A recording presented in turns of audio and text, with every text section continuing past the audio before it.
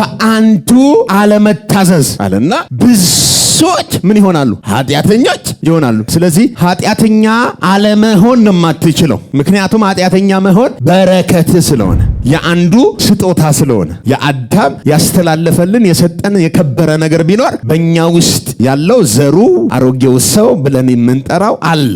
ያንን በመወለድ ከአዳም ከግንዱ የተካፈልነው ስለሆነ ኃጢአትን ማድረግ ለኛ ኖርማል ነው። ስለዚህ ኃጢአትን አለማድረግ ነው ለኛ ከባድ። ኃጢአትን ማድረግ ግን ምንድነው? በጣም ቀሎን ደስ ብሎን እየተባረክንበት የምናደርገው ነገር ቢኖር ኃጢአት ነው። ለምንድነው እንደዛ ይሆን ነው ብለህ ስትመጣ ደግሞ እኛ አይደለንም ችግሩ አንዱ ሰውዬ ነው። ያ አንዱ ሰውዬ የመጀመሪያ ስለሆነ ሁሉም የሰው ዘር ወገብ ውስጥ እያለ ባለመታዘዝ የዛፏን ፍሬ በበላ ቀን ይዞን ሁላችንን ምን ብሏል? የኃጢአት ጽዋ አጠጥቶ ገሎናል። ስለዚህ እግዚአብሔር አሰራሩን መቀየር ሲፈልግ ከሰማይ ሌላ አንድ ነው የላከው። ያደረገው አንድ ነው፣ ሌላ አንድ ብራንድ ኒው የሆነ ከዚህ በፊት እዚህ ምድር ላይ ኖሮ የማያውቅ ሰማያዊ ሰው ላከ። እግዚአብሔር የገዛ ልጁን ላከው። ይሄኛው ደግሞ ሲታይ አይሰርቅም፣ አያጭበረብርም፣ ይታዘዛል። ይኸው የማይታዘዘው አንድ ብቻውን አይደለም ራሱን ችሎ የኖረው ሁሉን የሰው ዘር ይዞ ነው የገደለው። አሁን ደግሞ የሚታዘዛል። የሚታዘዘው ሲመጣ ከማይታዘዘው ይበልጣል።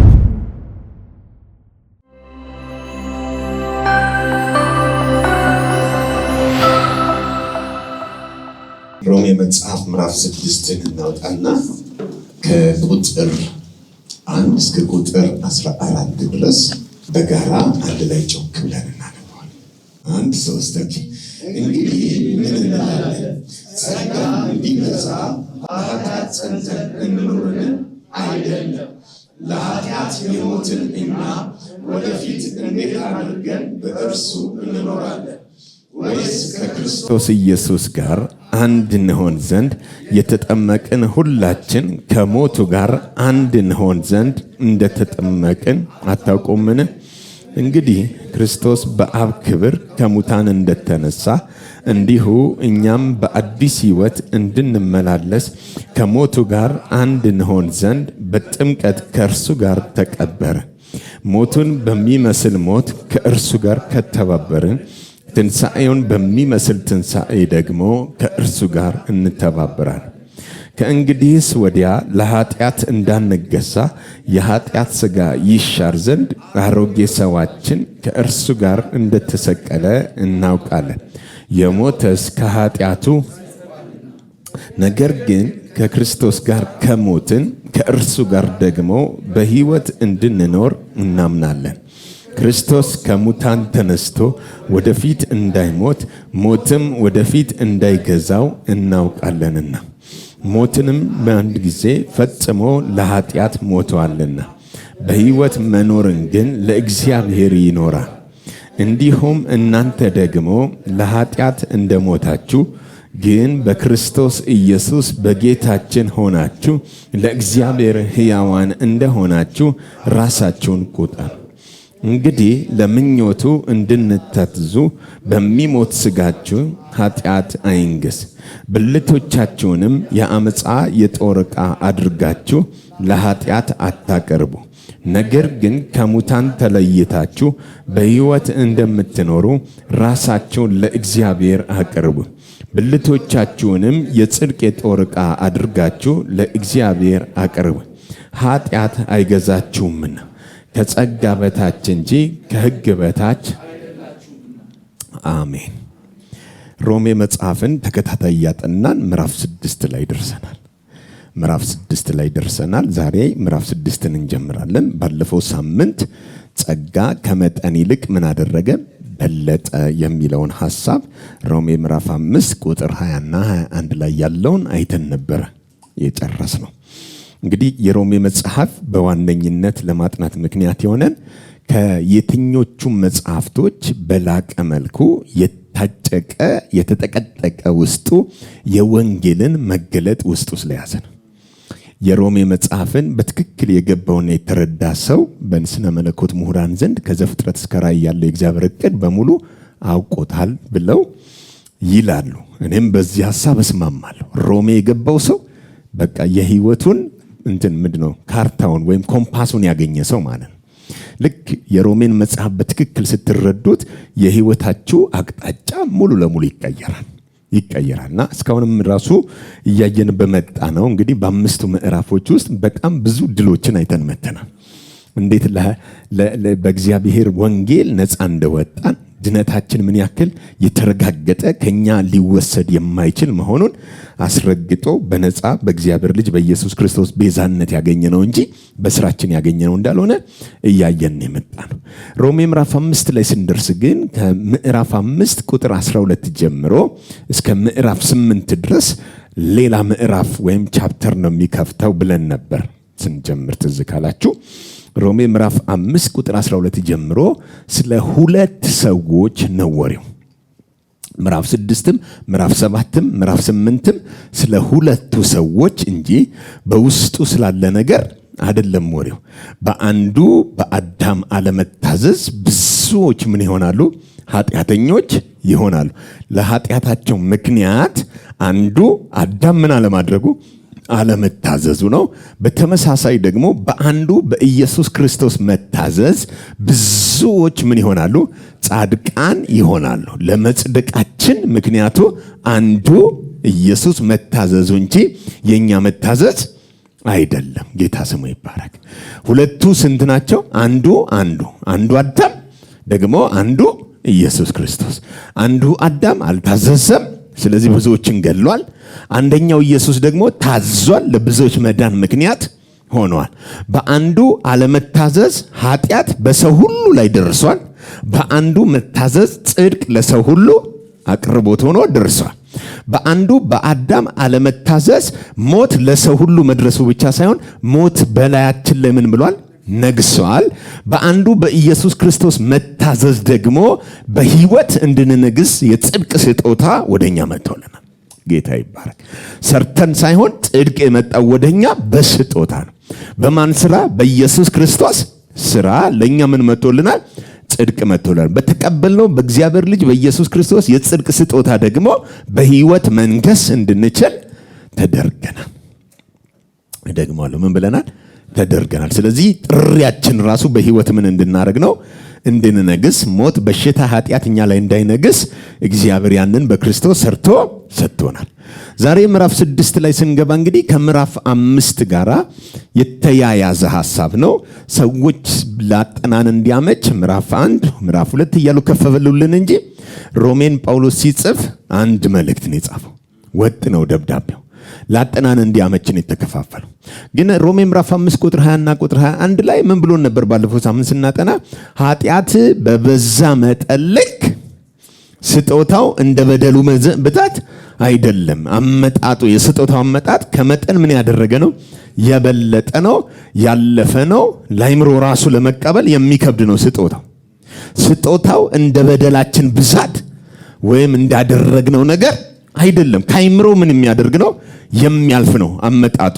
እና ጸጋ ኃጢአት በበዛ መጠን ልክ ነው የሚለው። የበዛው ምንድነው? ኃጢአት፣ ክፋት፣ ተንኮል፣ ውድቀት በበዛ መጠን ልክ የእግዚአብሔር ጸጋ ከመጠን ይልቅ ምን አደረገ? ተበለጠ ብሎ ከተሰራው ኃጢአት ይልቅ የመጣው ጸጋ ይበልጣል። ሃሌሉያ። ዛሬም እንኳን ከምንሰራው ኃጢአት ይልቅ የሚሰራልን ጸጋ ይበልጣል። እሰልሰዋለሁ። ዛሬም እንኳን ከምንወድቅበት ፈተናና ኃጢአት ይልቅ የሚያነሳን ጸጋ የላቀ ነው። ስሙ ለዘላለም ይባል። ጸጋው ምን ያደረገ ነው? የላቀ ነው። እስኪ የላቀ ነው በሉ። የምትከምኑት አይደለም። ገደብ ሰጣችሁ ይሄን ያክላል ብላችሁ የምትሉት አይደለም። ጸጋ እኩል ይሆናል፣ እግዚአብሔርን ያክላል። አረ አትሰማው። ጸጋ ማንን ያክላል? እግዚአብሔርን ነው የሚያክለው። ምክንያቱም እግዚአብሔር በጸጋ ድሃ ነው አይልም መጽሐፍ። በጸጋ አልሰማውም። ዲታ ነው እግዚአብሔር፣ ሞጃ ነው እግዚአብሔር። ጸጋ ጋር ከመጣ እግዚአብሔር ሃሌሉያ። ለቁጣ ስታየው በቁጣ ድሃ ነው። አልሰማ የዘገየ ነው ለቁጣ። ምህረቱ ግን ሃሌሉያ እስከ 1000 ትውልድ በምህረት ባለጠጋ ነው፣ በጸጋ ባለጠጋ ነው። ጸጋ ማለት እኩል ይሆናል ራሱ እግዚአብሔር። ስለዚህ ውድቀት ውድቀት፣ ኃጢአት ምናምን የምንላቸው የጀመሩት ከተፈጠሩ ነው። ኃጢአት የጀመረው ፍጥረት ላይ ነው። ጸጋ የጀመረው ግን ፈጣሪ ላይ ነው። አልሰማ ይኸው ኃጢአት ብሎ ሲጀምር እንኳን ባለመታዘዝ የወደቀው ዲያብሎስ ብለን የምንጠራው ዛሬ ያኔ መልአክ የነበረው እሱ ጋር ነው የጀመረው። የተፈጠረ እንጂ ፈጣሪ አይደለም። ያዳነን ጸጋና ለኛ በስጦታ ግን የመጣው ያን የሆነ የተፈጠረ አካል ሳይሆን ራሱ እግዚአብሔር። ሃሌሉያ! የመጣው ወደ አንቺ ስጦታ ሆኖ ራሱ ነው። ስለዚህ ስጦታው አለን እንደ በደሉ ብዛት አይደለም። እንደ በደሉ ብዛት አይደለም። ንገሩት አጠገባችሁ፣ እርግጠኛ ሁን በሉት። ወደ አንተ የመጣው ስጦታ በሉት በዘመንህ ሁሉ ከምትሰራው ኃጢአት ይበልጣል በሉት። አልሰማችሁም? አንድ ሰው የእግዚአብሔር ስጦታ ይበልጣል በሉት። ከምትሰራው ኃጢአት ይልቅ በሉት የሰራልህ ጽድቅ ይበልጣል በሉት። በጣም የሚደንቃችሁ ዝም ብዬ ሳሰላስል ወደ አእምሮዬ የእግዚአብሔር መንፈስ አንድ ነገር አመጣ። ይኸውልህ ኃጢአት የሆነ ቦታ ላይ ያቆማል። ለካ አንተ ጋር የመጣው ጸጋ ሄደህም ራሱ አያቆምም። አንዳንዱ እኮ እዛ ሄዶ ራሱ አሁን ጌታ ሆይ በጾም ጸሎት ነው እኛ ምናምን ሊል እኮ ይፈልጋል። እዛም ስትሄድ የምትኖረው በጸጋ ነው። አሁንም የምትኖረው በጸጋ ነው። አንተን ያታገለ ነገር ግን መጨረሻ ነው። ሊያድን የመጣው እጅ ግን ለዘላለም ሃሌሉያ አለቃቸውም አለ። ስለዚህ ከክርስቶስ ፍቅር ማን ይለየኛል አለ። ያለው ነው ወይስ የሚመጣ?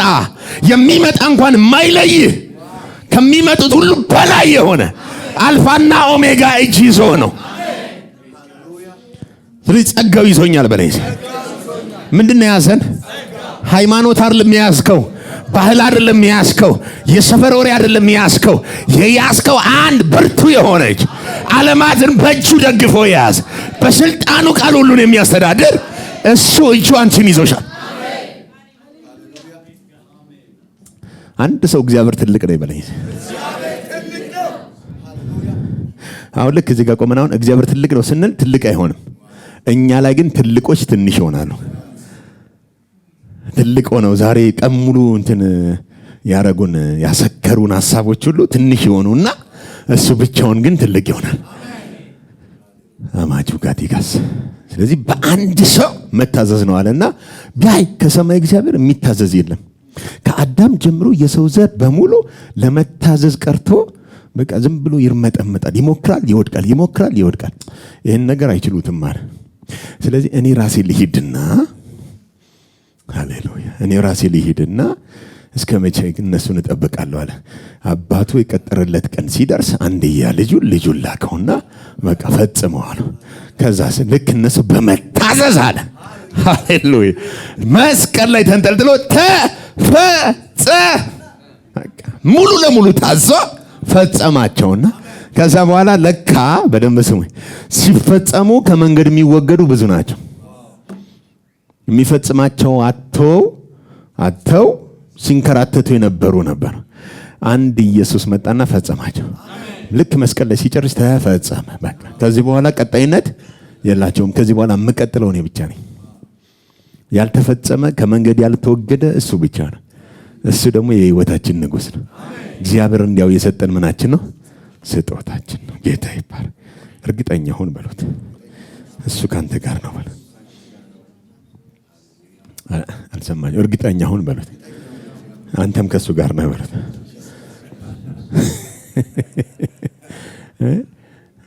ሰልሱለት። እርግጠኛ ሁን በሉት።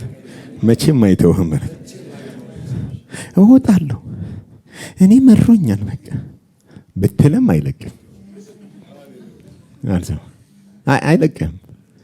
እና ያለህ አማራጭ ምን መሰለህ? መስማማት ብቻ። ሰላም ይኑር ከእግዚአብሔር ምን በል በቃ ተስማማ። ሰላምም ምን ይበል እንጂ ምንም ቢምቢሪሩ ያሉ ብዙዎች አይተናል። መልሰው መጥተዋል። ጌታ ካንተ ወደ ማን እንሄዳለን ብለው ተመልሰዋል። ሰው በሰው ላይ የፈለገውን ይበል፣ እግዚአብሔር ላይ ግን አትችልም። አልሰማው። እግዚአብሔር ላይ ማንም ሰው ምንም ማለት አይችልም። ምክንያቱም እኛ የምናውቀው እግዚአብሔርን በእኛ ጭንቅላት ነው፣ ግን ይሄኛውን የሰራው ራሱ እሱ ነው አይደል? አልሰማው። እሺ እግዚአብሔር ትልቅ ነው ምናምን ተብሎ ለእናንተ አሁን መስበክ ራሱ መሳደብ ነው። ትልቅ ነው ምናምን ብዬ አልሰብካችሁም፣ ምክንያቱም ትልቅ ነውና። ልድገማ እንደ አይነት አሁን እግዚአብሔር ትልቅ ነውና የኬጂ ትምህርት ነው ብዬ ነው። እሺ አሁን አማኞች አይደለን ያመነውን አውቀነው ሁሉ ከሱ ጋር ኢንጆይ የምናደርግ ሰዎች እንጂ የሁሉ እንዲመሰል እግዚአብሔር ምናምን ብለን ወደ ሌላ እንትን ውስጥ አንገባም ለማለት ፈልጌ ነው። ለማንኛውም ወደ ዛሬው እንግባ። ምዕራፍ 6 ቁጥር 1 እና ቁጥር 2 ምዕራፍ 6 ቁጥር 1 እና ቁጥር 2 ከአይምሮአችን ከምናስበው በላይ እግዚአብሔር ትልቅ ነው። ከምናምነው በላይ እግዚአብሔር ትልቅ ነው። ከጠራነው በላይ እግዚአብሔር ትልቅ ነው። ለሚጠሩት ሁሉ ባለጠጋ ነው። ሃሌሉያ! ለሚጠሩት ሁሉ ምንድነው? ባለጠጋ ነው። የዓለም ሕዝብ ተሰብስቦ ዛሬ አባ ቢለው ለሁሉም ባለጠጋ ነው። አሁን በዚህ ሰዓት ባለጠጋ ነው እግዚአብሔር። አሁን ላንቺ ባንቺ ጉዳይ ላይ ባለጠጋ ነው። ይችላል፣ መንገድ አለው ማለት ነው። ኦኬ ቁጥር 1 እና ቁጥር 2 እንዲህ ይላል። እንግዲህ ምን እንላለን? እንግዲህ ምን እንላለን? ጳውሎስ ሲጽፍ ጥያቄ ምልክት አስቀምጦበታል። እንግዲህ ምን እንላለን? ጸጋ እንዲበዛ። ምን እንዲበዛ? ጸጋ ምን እንዲል? እንዲበዛ በኃጢአት ጸንተን እንኑርን? አይደለም፣ ወይም በጭራሽ በፍጹም። ምን ሲደረግ አይነት ለኃጢአት የሞተን እኛ ወደፊት እንዴት አድርገን በእርሱ እንኖራለን? ወደፊት እኛ በእርሱ እንዴት አድርገን እንኖራለን? ወደፊት እኛ በእርሱ እንዴት አድርገን እንኖራለን? ሰው ሲሞት አይቶ የሚያውቅ ሰው አለ? የሞተ ሰው ቀብር ምናምን ሄዳችሁ ታውቃላችሁ? ከእናንተ መካከል ሄዶ የሚያውቃል? የለም። ኦኬ ሁላችንም በአንድም በሌላም ሰው ሲሞት እናውቃለን። ከቤተሰባቸው አካል የሞተ ሰው ምናምን የምታውቁታል? በተለይ በጣም በቅርበት የምትወዱት አብሯችሁ ይኖር የነበረ ሰው ምናምን በጣም የምትወዱት ሰው አለ? በጣም በተለይ ወይ እናት ወይ አባት ወይ ባል ወይ ሚስት ወይ ልጅ ወይ ምናምን ብቻ በህይወታችሁ በጣም የምትወዱት ሰው ይኖራል። በጣም በህይወታችሁ ላይ እንደ ነፍሳችሁ አድርጋችሁ የምትወዱት። ልክ ነኝ? እና ያ ሰው ሲሞት እናንተ በቃ ስብርብር ነው የምትሉት። አፈር ውስጥ ከተቱኝ ምናምን ብለን እንጮሃለን። እኔ ብዙ ጊዜ ለቅሶ ላይ የምደነቅበት ትርኢት ቢኖር እሱ ነው። የብር አይታችሁ እናንተ አታውቁ። እኛ ሰፈር በጣም ነው እንደዛ የሚያደርጉት። የሚገርማችሁ እናንተ ሰፈር አይደለም፣ እኛ ሰፈር ይላሉ። በቃ አፈሩ ውስጥ እኔ አብሬ እኔ ላይ ያልብሱት አፈሩን የሚል ማዕት ሰው ነው የምታገኙት። እና እንደዛ ሲል በቃ ምን ያክል ልቡ ተሰብሯል፣ እንዴት ተጎድቷል ምናምን ብላችሁ የምትሉ ሰውዬ ከቀብር መልስ እንጀራውን አቅርቦ ሲለጠል ታገኙታላችሁ። በቃ ሰላም ነው ማለት ነው።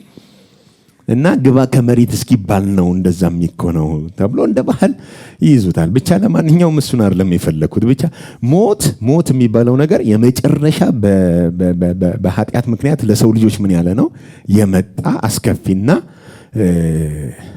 አስቸጋሪ ነገር ነው። ብዙ ጊዜ ግን የምንወዳቸው ሰዎች ሲሞቱ በአካል ከኛ ይሞታሉ እንጂ ከልባችን ውስጥ አይሞቱም። አሉ አብረውን ይኖራሉ። ስንወጣ ስንገባ በእያንዳንዱ ነገር እናስታውሳቸዋለን። እንደሱ ገጥሟቸው ያውቃል? ወይኔ ከእንትና ጋር እኮ እንዲህ ነበር የምናደርገው፣ እንትና ቢኖር እኮ እንዲያደርግ ነበር ምናምን ብለን። ሰውየው ሞቷል፣ ተመልሶ አይመጣም። እና እኛ ግን ምን አንልም፣ አንተውም። ሰውየው ሞቷል እንጂ በደንብ ስሙኝ፣ እኛ ውስጥ ግን አልሞተም። የምስራች ዛሬ ሞቷል። አሁን ጳውሎስ እኔ ግን ምለው አለ። ሰዎቹ ምን ማለት እንደጀመሩ ታውቃለህ? እና በቃ ጸጋ እንዲበዛ አሉ። በቃ በኃጢአት ጸንተን ሞቷል እኮ ሰውየው። ግን የሞተውን ሰውዬ እኛ ውስጥ ካላኖር ነው አሉ። ንገሩት፣ ሞቷል በሉት። አልሰማ። ብዙ አማኝ አሁን ችግሩ የሞተን ሰው በልቡ ይዞ ነው። ሃሌሉያ ሃሌሉያ። ጌታ እየመጣ ነው ወደ እናንተ። የሞተን ሰው በህይወት የሌለን ሰውዬ በልባችን ይዘን ግን በዛ ሰው ትዝታና ትውስታ ታስረን የምንኖር አያሌዎች ነን። እደግመዋለሁ። ሐዋርያው ጳውሎስ ምዕራፍ 5 ቁጥር 12 ላይ ሲነግረን በአንዱ አለመታዘዝ አለና ብዙዎች ምን ይሆናሉ? ኃጢአተኞች ይሆናሉ። በስንቱ አለመታዘዝ? በአንዱ ነው። ሌሎቹ ያለመታዘዝ ማንነት የላቸውም። በአንዱ አለመታዘዝ ግን ብዙዎች ምን ሆነዋል? ኃጢአተኞች ሆነዋል። ስለዚህ ኃጢአተኛ አለመሆን ነው የማትችለው። ምክንያቱም ኃጢአተኛ መሆን በረከት ስለሆነ፣ የአንዱ ስጦታ ስለሆነ፣ የአዳም ያስተላለፈልን የሰጠን የከበረ ነገር ቢኖር በእኛ ውስጥ ያለው ዘሩ ማንነቱ አሮጌው ሰው ብለን የምንጠራው አለ።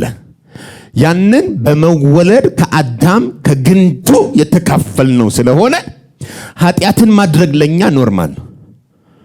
ልድገመው፣ ኖርማል ነው። ስለዚህ ኃጢአትን አለማድረግ ነው ለኛ ከባድ። ኃጢአትን ማድረግ ግን ምንድነው? በጣም ቀሎን ደስ ብሎን እየተባረክንበት የምናደርገው ነገር ቢኖር ኃጢአት ነው። ለምንድነው እንደዛ ይሆን ነው ብለህ ስትመጣ ደግሞ እኛ አይደለንም ችግሩ አንዱ ሰውዬ ነው። ያ አንዱ ሰውዬ የመጀመሪያ ስለሆነ ሁሉም የሰው ዘር ወገብ ውስጥ እያለ ባለመታዘዝ የዛፏን ፍሬ በበላ ቀን ይዞን ሁላችንን ምን ብሏል? የኃጢአት ጽዋ አጠጥቶ ገሎናል። ስለዚህ ሁሉም ሰው ሲወለድ ከነ ኃጢአቱ ነው የሚወለደው። እደግመዋል።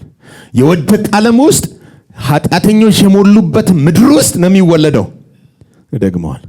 አይ እኔ ምንም በቃ ንጹህ ነው ብለህ እንኳን ብትወልደው የተወለደው የኃጢአተኛ ማንነት የወረሰው ህዝብ መካከል ስለሆነ አንተ ምን አባክና እያሉ በምን አባክ ያስለምዱታል። ስድቡንም ምኑንም ሰው ነፃ ሆኖ የማደግ በጽድቅ የመኖር ምን የለውም፣ ምንም አይነት ቴንደንሲ የለውም፣ ውስጡ አቅሙም የለውም። ደግሞ በአካባቢው ላይ ያሉት ሰዎች ያንን እንዲኖር አይፈቅዱለት፣ ምን አይሉለትም። ስለዚህ እግዚአብሔር አሰራሩን መቀየር ሲፈልግ ከሰማይ ሌላ አንድ ነው የላከው።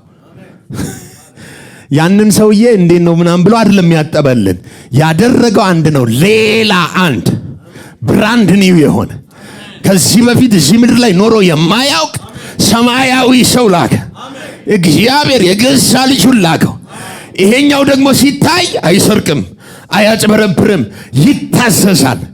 ሰውየው በመታዘዝ ተገለጠ። የመጀመሪያው ደግሞ ባለመታዘዝ ተገለጠ። ይኸው የማይታዘዘው አንድ ብቻውን አይደለም ራሱን ችሎ የኖረው፣ ሁሉን የሰው ዘር ይዞ ነው የገደለው። አሁን ደግሞ የሚታዘዛል። የሚታዘዘው ሲመጣ ከማይታዘዘው ይበልጣል። እደግመዋለሁ። ስጦታው የተባለው እሱ ነው፣ እንደ በደሉ መጠን። ከዛ ጳውሎስ ምን አላቸው? ኖ በደል በበዛ መጠን፣ ኃጢአት በበዛ መጠን፣ ከመጠን ይልቅ በጣም ባለፈ ቁጥር እግዚአብሔር ጸጋውን ስጦታውን ከመጠን የሚያልፈውን ነገር ላከልን ብሎ ሲሰብክ ብራቮ አሉ። ሃሌሉያ። እንደዛ ከሆነማ አሁንም ጸጋ እንዲበዛ ሌላ ተጨማሪ እግዚአብሔር የላቀ ጸጋ እንዲያመጣ በቃ በኃጢአት ጸንተን ምን እንበል? በምን ኦኬ ጸንተን ምን እንበል? በኃጢአት ጸንተን እንኑር ማለት አዳም ውስጥ ጸንተን እንኑር። ምን እንዲበዛ? ጸጋ እንዲበዛ በኃጢአት ጸንተን እንኑር። በጭራሽ በምን በጭራሽ የሞት አስክሬን ውስጥ መኖር ምን አይባልም። አልሰማሁ። ቅድም የምትወዱት ሰውዬ የሞተው ማለት ነው። የሞተ ሰው ቤተሰባችን ውስጥ አለ። ለምሳሌ እኔ አባት ሞቷል። አባቴን አውቀዋለሁ፣ በቅርበት አብሬው በልቻለሁ፣ ጠጥቻለሁ። ሲቆጣኝ አውቀዋለሁ፣ ሲመክረኝ አውቀዋለሁ። ልድገመው፣ አውቀዋለሁ። አሁን ሞቷል፣ እሱ የለም በህይወት። ስለ አባቴ ግን ትውስተዋለኝ እና ስለ አባቴ ብትጠይቀኝ ብዙም ማውራው ነገር አለኝ። ግን ከአባቴ ጋር አብሬ መኖር ግን አልችልም። የሚገርምህ እንዳይበክለን ብለን መሞቱን እርግጠኛ ስንሆን ወስደን ቀብረነዋል። ለምሳሌ አብረህ ቤት ውስጥ ብታስቀምጠው አስክሬኑ እያደር ሲመጣ ምን ይላል? ይሸትና አንተንም በበሽታ ይመታል። የማይሆን ህይወት ውስጥና ለሞት ይዳርጋል። አሮጌው ሰውዬ እንደሱ ነው። እግዚአብሔር ይገላቸዋል ብሎ ወስዶ ቀበረው። በእግዚአብሔር አሰራር መስቀል ላይ ቀብሮታል። አንዳንዶቻችን ግን አልቀበርንም፣ ዛሬም ሕያው አድርገነዋል። ሃሌሉያ። በጸጋ ነው እህቴ የሚል አስተሳሰብ የያዘ ሰው አለ።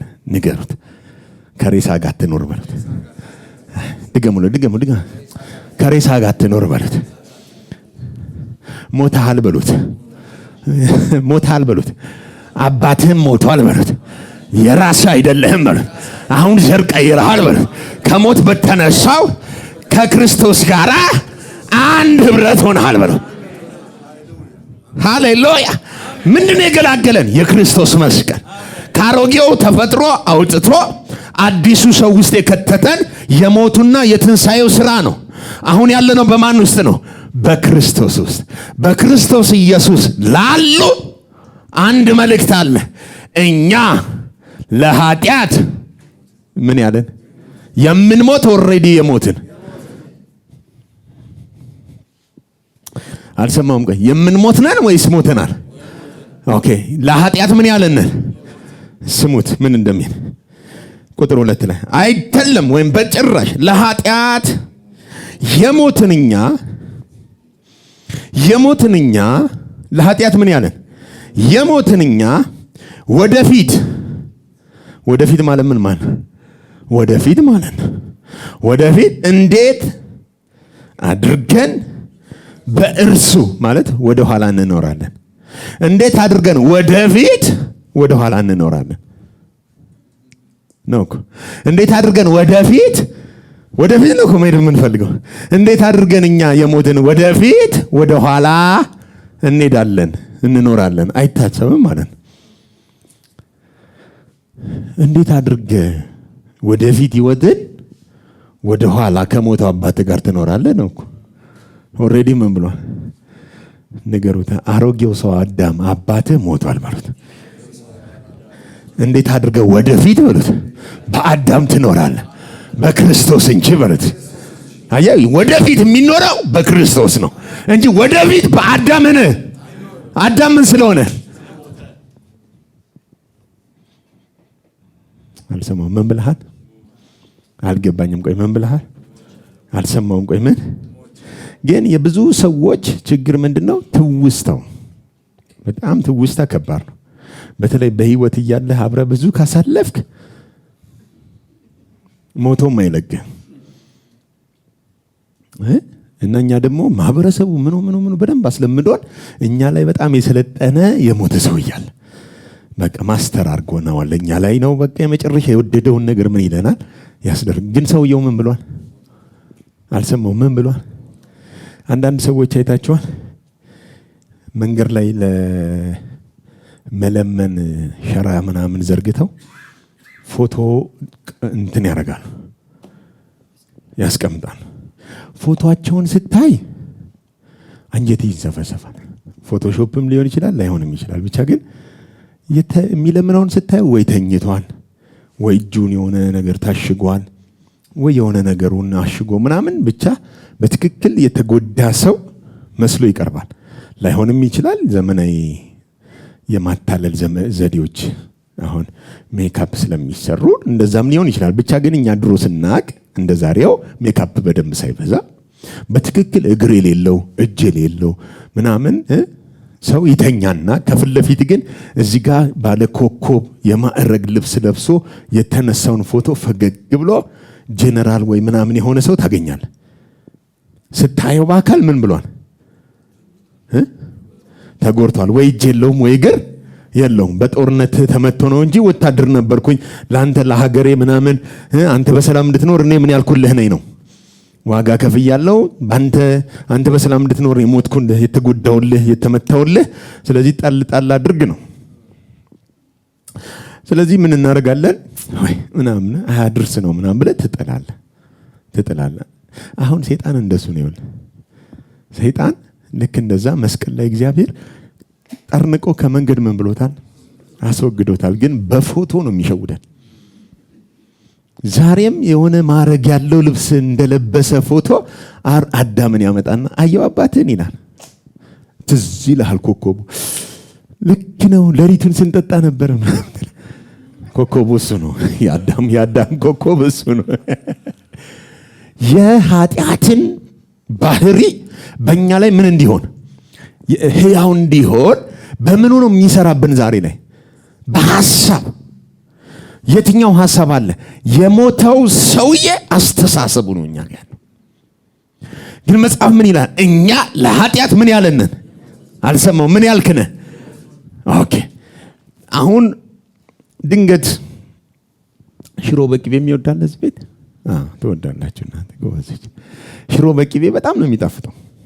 ባለጠጎች የሚበሉት እሱን ነው። ልክ የሆነ ሰው ሞቶ ቀብር እየሄድክ አንድ ጊዜ ኢየሱስ ምን አደረገ? ቀብር እያለቀሱ የሆነን ሰው ይዘውት እየሄዱ መጥቶ ነክቶ ምን አደረገው? አንተ ጎበዝ ተነስ ብሎ አስነሳው። ልክ እንደዛ የሆነ አስክሬን ይዘህ እየሄድክ ወደ ቀብር እየሄድክ በዛ በለቅሶኛው መካከል ወይም ከቤት ሲወጣ እንደው ተው ለቅሶኛውና ከቤት ሲወጣ ለቀስቶኛው ቀብሮ ሲመለስ የሚበላው ምን ይዘጋጃል? ንፍሮና ምሳ ነገር ምናምን ይዘጋጃልና ከቤት አስክሬኑን ብድግ አድርገው ስትወጣ ኳኳኳኳ አድርጎ ቆይ አንዴ ንፍሮ በልቼ ልቀበር ይላል። ገጥሞችም ያቀለም ገጥሞቹ ያውቃል አያውቅም? ለምን? ኦልሬዲ ምን ብሏል? ስለዚህ የሞተ ሰው ምን አያምረውም? ንፍሮ ምን አይለውም? ድንገት የሆነች ደግሞ በጣም እንደው አድባር የመሰለች ሴት ደግሞ ሽሮ በቅቤ ወይ ክትፎ ነገር ምናምን ይዛ በዛ በኩል ስታልፍ ሬሳው እያለፈ ወደ ቀብር እየሄዱ ስታልፍ በኢየሱስ ክርስቶስ አንዴ ሽሮውን በልቼ ልሙት ይላል አይልም? አልገጠማችሁም እንደሱ? ለምን? ኦልሬዲ ምን ብሏል? ምን እየተከናወነ እንደሆነ ምን አይልም? እኛ ለኃጢአት አልሰማው ምን ያልን ትዝ አይልህም? አንተ የሆነ ነገር ትዝ አይልህም? ኦልሬዲ አንተ ምን ብለሃልና ትዝ አይልህም? የሆነ ቅቤው አያምርም፣ የሆነ ሽሮይም ወይኔ ድሮ እኮ ዝም ብለው ምናምን ብለህ አትነሳም። ለምን? ሌላ ዓለም ላይ ነህ። የሞተው ሰውዬ እኮ ቦዲውን እንጂ የምታገኘው ሰውየው ሌላ ዓለም ላይ ነው። ልክ እንደዛውኛ ለኃጢአት የሞተ ርሴት ከአዳም ተቆርጠ ሞተ ክርስቶስ የሚባል ዓለም ውስጥ ገብታል። ጩና ሌላ ዓለም ላይ ነው ይበልሽ። አየህ የገባበት ዓለም የራሱ አኗኗር አለው፣ የራሱ የኑሮ ዘይቤ አለው፣ የከተማ መተዳደሪያ ደንብ አለው። የድሮው አይሰራም። ምን አይልም? አልገባኝም። ምን አይልም? አይሰራም። ለምንድን ነው የማይሰራው? የተገላገልከው በሞት ስለሆነ። ድንገት ደግሞ ቀብረህ ምናምን የሆነ የሞተን ሰው የቀብረህ ስትመለስ ኖ ንፍሮ ያዙ ብሎ የሚያቀብልህ ትሪ ይዞ ሰውየው የቀበርከው ቢሆን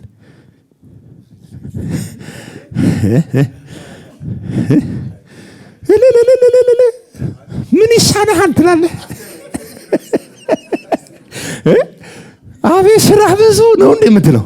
ምንድን ነው የምትሉት? እስኪ ነገር ንፍሮና ያዝ ብሎ ከቀብር ስትመለስ የሚያድለው እሱ ቢሆን ምን ትላለህ?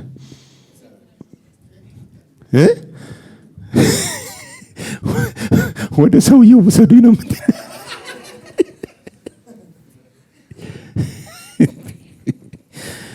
አልሰማው ምን ታረጋለህ? ትደነግጣለህ። ምክንያቱም በቃ በፍጹም በአእምሮ ምን አታረገው? አንኤክስፔክትድ ነው። በቃ ይሄ ሊታሰብ ሊታለም የማይችል ምትሃታዊ ነገር ነው። እሺ ተውት፣ እሱም ላይሆን ይችላል፣ ምክንያቱም ብዙ ጊዜ ስለማይፈጠር። ግን እንደው የሰልስት ዕለት ሰዎች በሶስተኛው ቀን እየመጡ ምን ያደርጋሉ? ይሰናበታሉ አይደል? ለቅሶ ያልደረሰው ምንም የተሰማማው ሞተ ነበር ምናምን እያለ ይመጣል። እና ብዙ ጊዜ ለቅሶ ላይ ያየሁት እኔ አባቴ ሞቶ ቁጭ ስል ያየሁት የኢትዮጵያ ለቅሶ በጣም የጠላሁት ጠዋት 12 ሰዓት ትቀመጣል። 12 ሰዓት ከአንድ ደቂቃ አንዱ ይመጣል፣ አጠገበ ቁጭ ይላል። እንዴት ነበር? ታሞ ነበር ይላል። አዎ ታሞ ምናምን እንደዚህ ነው ወይ ጉድ፣ በቃ አይዞ ምናምን ይላል፣ ያጽናናሃል እና ታብራራለህ። ሆስፒታል አልወሰዳችሁትም እንደው ምንድነው አሉ ምናምን ታወራለህ። ከዛ ተነስቶ 12 ተኩል ላይ ይወጣል። 12 ከ31 ላይ ሌላ ይመጣል። ያንኑ ጥያቄ አልሰማም። ያንኑ ጥያቄ እንደው ታመው ነበር እኔ እኮ አልሰማውም ይላል። ችግር የለውም ምናምን በእውነት አልሰማው እንዳትቀየም፣ ኧረ ችግር የለውም ብቻ ፍሬን ያዝልኝ ችግር የለውም። አይሰማህም። ይሄን ትደግማለህ ይሄንን 7 ቀን በትንሹ እና በየቀኑ ስታብራራ ነው የምትለው። እና ድንገት የቀበርከው ሰውዬ መጥቶ ቁጭ ብሎ እንደው ታመው ነበር ቢልህ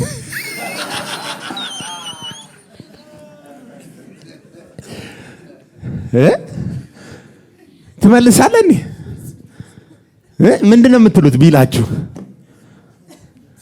የሰልስት ዕለት መጥቶ እንደው ታመው ነበር ስንት ቀን ሆናቸው ምናምን ቢል ምንድነው የምታደርጉት? ንገረኝ። ከባድ ነው። ለምንድን ነው ታዲያ አሮጌው ሰው እየመጣ ስንት ቀን ሆናቸው ሲልህ ይገርማል ታመው ነበር እያልን የምንመልሰው ምን ነክቶን ነው? ሰውየው እኮ ሞቷል። አልሰማሁም። ሞቷል አልሞተም? እኛ እኮ ለኃጢአት ምን ያልን ጭራሽ ምን አሉ ሰዎች? በቃ እንደውም በሱ እንኖራሉ። ከሰውየው ጋር እንዴት ትኖራለህ? የተቀበረ ሬሳ የሞተ ነገር እንዴት አድርገን ወደፊት በእርሱ ምን እንላለን? ኦሬዲ ቀብረነው ነው አይመጣ ነው።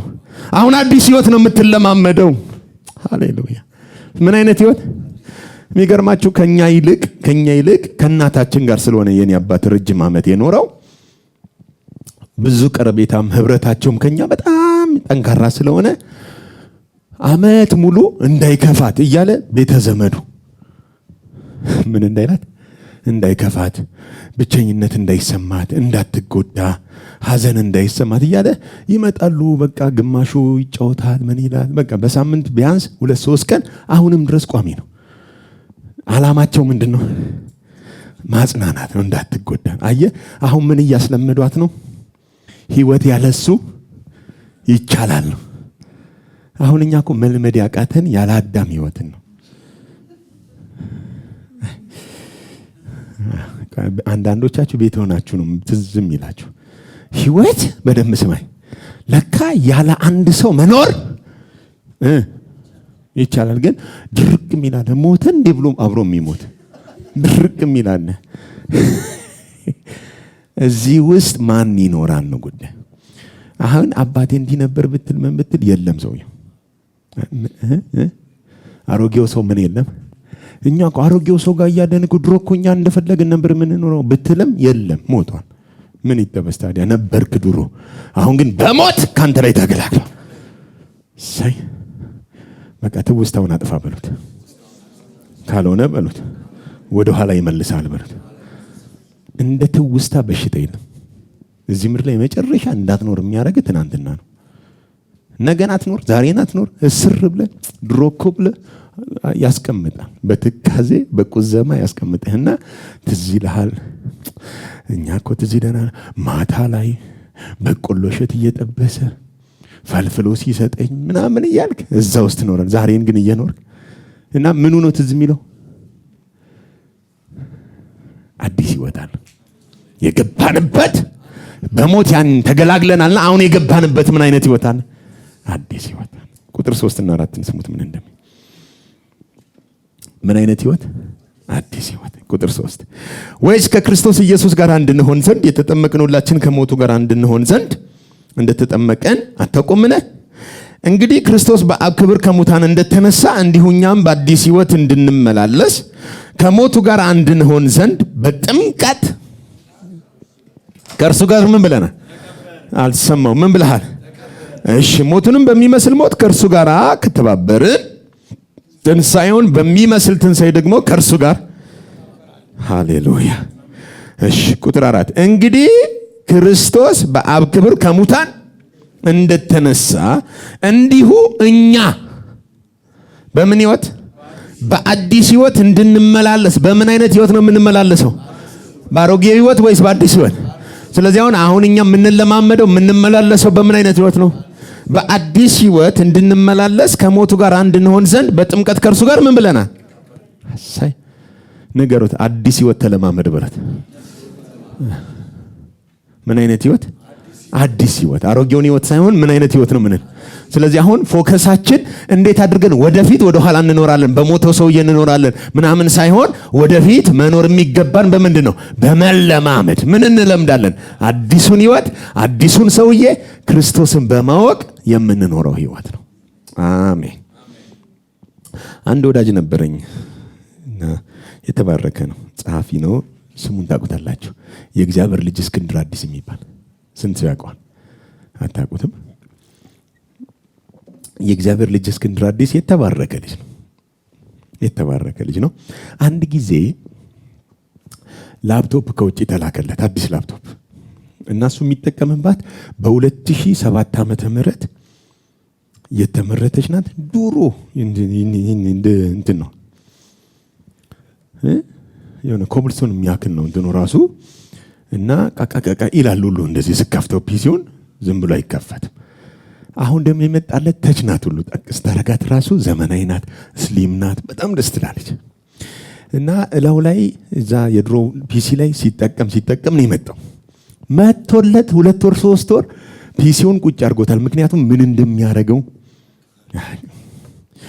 ባይዘው ፒሲው አለው እና በጨዋታ ማለት ስናወራ እኔ እንዴት ግራ ገባኛለኝ። ኧረ አምጣው ልጫንልህ ብዬ አመጣው። ሲያመጣው አዲስ ላፕቶፕ ነው። ዊንዶ 10 አርጌ ጫንኩለት። የሱ ዊንዶ 7 ነው የለመደው።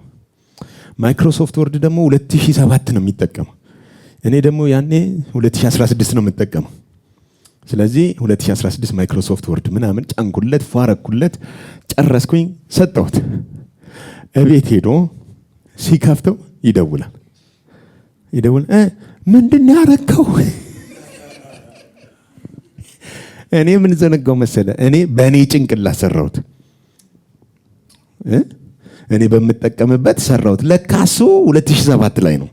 እሱን አላስተዋልኩም። ይኸውልህ ካምፓኒው ራሱ ማምረት ያቆመውን ነው እየተጠቀመ ያለው። ለካ መጫን ብቻውን ምን አያደርግም? ተጠቃሚ አያደርግም። ለካ እንዴት እንደሚጠቀምም ማስተማር አለብን። አሁን የተቸገርነው እንደዛ ነው። ኢየሱስ መጥቶ ተጫነ ላያችን ላይ። እኛ ድሮ ላይ ነን ገና። እንዴት እንደምንጠቀም ራሱ ገና ምን አላደረግንም። ከዚህ የተነሳ አንዳንዴ እንደውላለን ምና በሚል እንደውላለን። ዋጋው ከላይ ላይ ምናምን፣ ግን ሰውየው ሞቷል። ትውስታውን ይዘን ማለት ነው። አቤት በእኔ የማይሰናክል ብዙ እና አንድ በጣም ያስገረመኝ ሆዴን ይዤ ሳኩት ምንድነው 2007 ላይ እንደምንም እንዲከፍተው ምናምን እየነገርኩት ከፈተው ፒሲውን በፍላሽ ከድሮ ፒሲ ላይ የጻፈውን መጽሐፉን ምናምን እንደዚህ ማይክሮሶፍት ወርድ አውጥቶ በፍላሽ አዲሱ ላይ ሰካውና ሲከፍተው ሳጥን አድርጎ ነው ያመጣው። የድሮ ፒሲ ላይ መጽሐፍ ነው እና እዚህኛው ጋር ሲያመጣው ግን ጮኸ ደውሎ አበሌ መጨረሻ መጽሐፌን አበላሸኸው። እኔ ደግሞ ታውቀኛለህ ምን ሆነብህ ስለው እንዴ ሳጥን ሆናለ። አያ የሚስተካከልም አልመሰለውም። እንዴት አሁን ለማታውቀው ነገር ሲሆን እንግዲህ አሁን ጻድቅ ነህ ሲባል ራሱ አንዳንዱ በቃ ክው ይላል። ሳጥን ይሆንበታል ላው ላይ ይቸገራል። ለምን ኃጢአት ይቅር ተብሏል ምናምን ሲባል ክው ነው የሚለው። ሳጥን ሆኖ ነው ቨርዥኑን እንዴት አድርጎ መተርጎም እንዳለበት ገና ጭንቅላቱ የድሮ ላይ ስለሆነ እባክህ ዘመን ተቀይሯል በሉት። ህይወት ተቀይረዋል በል። ራሴን ቀይር በል። አስተሳሰብህን ቀይር በል። በሞተ ነገር በሉት ዘመንን አትብሽ በል። አዲሱን ተለማመድ በል። እኔ ግን ሶረ ሳጥን ሆነ እያለ ያወራኝ መንፈስ ቅዱስ ይችን ቃል ለእኔ ተረጎመልኝ። ለካ አንተ አሮጌው ሰውዬ ላይ የተጻፉ ፋይሎች አዲሱ ሰው ጋር መተህ ክፈት ስትለው ሳጥን ነው የሚያደርጋቸው። አይነበብም። ቨርሽኑ እኛ ጋር አይሰራም። ሌላ ጻፍ ነው የሚለው። ሃሌሉያ። አዲሱ ሰው ላይ አዲስ ነገር ነው የሚጻፈው። የድሮን አምጥተህ ክፈት አይባልም። ሄሎ እስኪ አይከፍትም በሉት። አዲስ ጻፍ በሉት። አዲስ ሰማያዊ የሆነው አዲስ ፍጥረት የሆነው ወደፊት እንዴት አድርገን በአዲስ ህይወት እንደምንኖር ነው እንደምንመላለስ ነው መልመድ ያለብን። ማሰልጠን ያለብን ድሮ እኮ እያልክ ትዝታው ሳይሆን ሞቷል፣ ፋይሉ ተቀብሯልና አዲሱን ሃሌሉያ ተለማመዳል። ጌታ ስሙ ይባል። ለኃጢአተኛ ምን ያለናል? አሁን ምን ለማመድ የትኛውን ነው? ለምን ሞቱን በሚመስል ሞት ከእርሱ ጋር ስለተቀበረን ትንሣኤውን በሚመስል ትንሣኤ ከእርሱ ጋር ስለምንተባበር የትንሣኤ ህይወት እንጂ የሞተ ህይወት ከኛ ጋር የለም። እና እንዴት ላድርገው? እኔ እኮ መቀየር አቅቶኛል። ማነገረ መጽሐፍ የሚለው ምንድን ነው? ሞታል አልሰማሁም መምላል ቅቤው ትዝ አላችሁ? አንዴ በልቼ ልሙት እንደማይለው ለቅሶ ሊደርስ እንደማይመጣው እንዲህ ካንተ ህይወት እንደተወገደ ገግም። ድንገት ብታገኘውስ በህግ አምላክ ብለህ መጮህ ያዙልኝ ቀብሬው ነበር ብለህ እንትን መጮህ ነው ያለብህ። ማለት አበደ ይበሉ እያልክ አንዳንድ ሰው ራሱ ውሸቱን ምናምን እንትን ምትትት ሲያረገብህ ሲያወራ አይ ምናምን ብለህ በይሉን ታተለፈ በለው ፊቱ አሮጌው ሰው ይታየኛል። አልሰማም ከላይ ላይ ዘር ራሱ ማባነንም አለብን እኮ ሄሎ ጮህ በለው ታጠገባች ለምሳሌ ካልጮህ ራሱ ተስማምታል ማለት ነው። አባል ነህ ማለት ነው። ሬሳ ካላስደነገጠ አንተ ሰውዬ ሬሳ ነህ። ገጠሙት። መጮህ ነው ያለብና ስናገኘው የሞተን አቃት ሰላም ሆነህ እባክህ ምናምን ብለህ ካወራኸው የሞተው ሳይሆን የሞተው አንተ ነህ የሞትከው። ስለዚህ ምንድነው ማድረግ ያለብህ? እንደ ጤነኛ ሰው በህይወት እንደሚመላለስ ሰው ያሮጌው ሰው አስተሳሰብ፣ ያሮጌው ሰው ባህሪ፣ ያሮጌው ሰው ምናምን ሲመጣ ካንተ ጋር እኮ ብቻ አይደለም ሌላ ሰው ራሱ ሊያጋባብህ ሲፈልግ ወይ ምነው ምናምን ብለህ ያዝ አድርገህ ማርገፍገፍ ካለብህ አርገፍግፈህ አንተ ሰውዬ እስከ መቼ አዲሱን አትለማመድም? ልቀቀውና ይል ምናምን ብለህ ሁሉ እንዳጋንንት መገሰጽ አለብህ። ሞቷላ። ወይኔ በእውኑ ሳቃችሁን? እንዲህ እንደ ሳቃችሁ የሚቀጥለው ሳምንት ስትመጡ ተኖ ታገኝታላችሁ።